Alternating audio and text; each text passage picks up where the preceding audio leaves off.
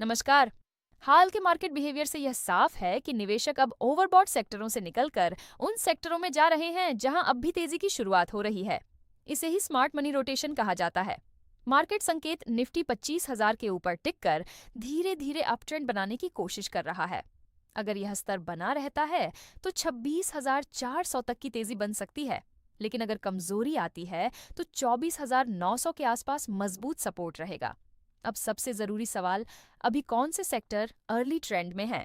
पहला sector mid cap IT. लंबे समय की गिरावट के बाद अब इस सेक्टर में धीरे धीरे रिकवरी के संकेत मिल रहे हैं, जिससे इसमें नया अपॉर्चुनिटी बन सकता है। दूसरा sector speciality chemical. Global demand में सुधार और एक्सपोर्ट ऑर्डर बढ़ने के संकेत इस सेक्टर को फिर से ट्रैक्शन दे रहे हैं।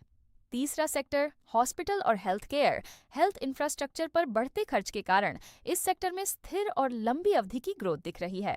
चौथा sector real estate. Mid cap. बड़े खिलाड़ियों के बाद अब मिड साइज कंपनियों में तेजी का नया दौर शुरू हो सकता है। पांचवा सेक्टर एग्रीटेक और फर्टिलाइजर। ग्रामीण इकोनॉमी में सुधार के कारण इस सेक्टर में धीरे धीरे पैसा आना शुरू हो रहा है।